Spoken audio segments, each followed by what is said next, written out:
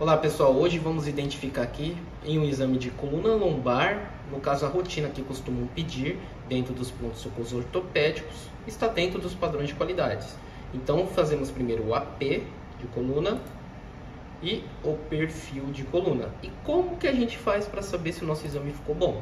Vamos começar pelo AP. Primeira coisa, a gente tem que mostrar aqui todas as 5 vértebras lombares, então vamos contar aqui, ó, a partir da última vértebra flutuante, que é como eu gosto de contar, eu acho que fica um parâmetro melhor para a gente avaliar. Então a gente tem aqui L1, L2, L3, L4, L5. Então pegou as 5 vértebras lombares. Aqui, a partir dessa vértebra, a gente tem o osso do sacro. Então aqui está o sacro. Pegamos uma parte da crista ilíaca. E o que eu gosto de mostrar também nas minhas imagens, que eu acho que fica bem melhor de avaliar, e eu vou explicar o porquê. Se a gente está evidenciando os rins, a gente vê às vezes umas radiografias de coluna lombar bem colimadas, só mostrando aqui a região da coluna mesmo. Porém, muito paciente que tem dor lombar, às vezes pode ser confundida com a parte ortopédica, porém pode ser um cálculo renal. Os sintomas são bem parecidos quando o paciente está com uma crise renal e quando o paciente está com dor na coluna, propriamente dita. Por quê? Quando o paciente carrega muito peso, ou até mesmo quando inflama o nervo ciático, imagino que vocês já devem ter passado por isso, a gente vai sentir dor nas nossas costas. E a dor nas nossas costas, às vezes, ela se irradia lá para o nosso quadril, se irradia para a parte da crista ilíaca, e a gente acaba confundindo os sintomas. Mas a gente tem que lembrar que a gente tem um rim aqui, e do rim a gente tem os ureteres que se conectam até a bexiga. Às vezes um cálculo sai aqui do rim e lá no meio do ureter ele começa a causar dor, porque o ureter ele é estreito, o cálculo ele é maior que o diâmetro do ureter, da parte interna do ureter. Então ele vai rasgar praticamente aqui o ureter do paciente. E isso que vai fazer o paciente ter aquelas dor nas costas. Eu falo porque eu já tive algumas crises renais e as dores são bem parecidas. Então, voltando aqui aos parâmetros, identificamos que tem 5 vértebras lombares, mostramos o rim, aqui temos as articulações sacroiliacas e mostramos todo o sacro. Essa é a parte fundamental. É legal também que você mostre um pouquinho da cabeça do fêmur, até para ver se a parte aqui do quadril, da parte mais inferior, ela está com alguma rotação. O médico avalia então que o que pode às vezes o paciente estar reto aqui em cima. A gente evidencia da mesma forma que o tórax, o abdômen, pelo processo espinhoso. Quando ele passa no meio da coluna, indica que o nosso exame não está rodado. Porém, se o paciente dobra a perna, por exemplo, a parte aqui do quadril, ela vai mudar. Então aqui fica reto, aí chega nessa parte aqui, a gente tem o processo espinhoso aparecendo aqui do outro lado.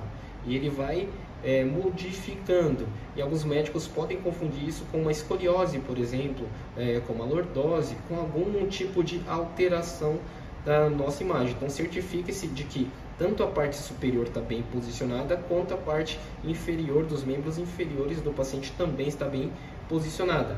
Como a gente quer ver detalhe ósseo, a gente precisa de técnica, a gente precisa de uma quantidade boa de MAS. Como o objetivo aqui não é falar sobre técnicas radiográficas e sim a qualidade do exame, vamos aqui para o perfil. Aqui a gente tem o perfil de coluna lombar, onde a gente tem que contar também as 5 vértebras. Nesse caso, não é melhor você começar a contar de cima para baixo, e sim de baixo para cima, porque a gente tem o sacro aqui, que são as vértebras fundidas, e a gente vai começar a contar da L5 aqui, ó. L5, L4, L3, L2, L1, T12. Então a gente pegou uma vértebra torácica, as 5 lombares e o sacro. Então ficou muito bom o nosso exame. Como a gente evidencia que está rodado? Não dá para a gente saber pelo processo espinhoso, como no AP, o processo espinhoso aparece lá no meio da imagem. Aqui a gente vai ter o processo espinhoso aqui para trás. E como que a gente faz para observar? Vamos usar a mesma referência lá do tórax, do perfil de tórax. A gente não usa as costelas para ver se o exame está bom. Nessa parte superior aqui que tem a T12, a gente vai usar também as costelas. Se uma estiver em cima da outra, o exame está bem posicionado.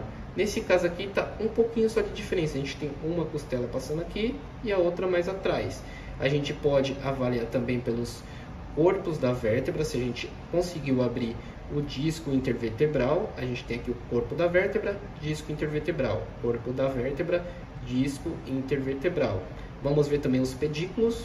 O pedículo está aqui.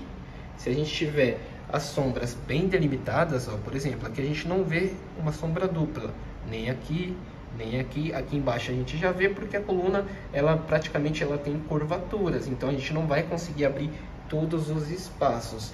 Então a gente vai conseguir abrir alguns espaços articulares, alguns espaços dos pedículos e alguns discos intervertebrais. Isso vai identificar que a nossa radiografia está boa. Técnica é a mesma coisa, a gente precisa dar um pouquinho mais de MAS. Nesse caso é bom usar a colimação, fechar bem o campo, porque vai delimitar a radiação primária somente nessa parte. A gente não vai ter muita radiação espalhada para atrapalhar na qualidade do nosso exame. Porque dependendo do paciente, se o paciente for um pouquinho mais forte, se o paciente for um pouquinho mais gordinho, a gente vai precisar de muito MAS. Isso vai fazer com que a imagem possa aparecer borrada, porque é muita estrutura aqui para pintar. Então a gente fecha um pouquinho, delimita só onde a gente quer. Nessa parte não precisa a gente mostrar os rins como no AP. Beleza? Espero que vocês gostem desse vídeo, que esse vídeo ajude vocês a estudar, e até a próxima.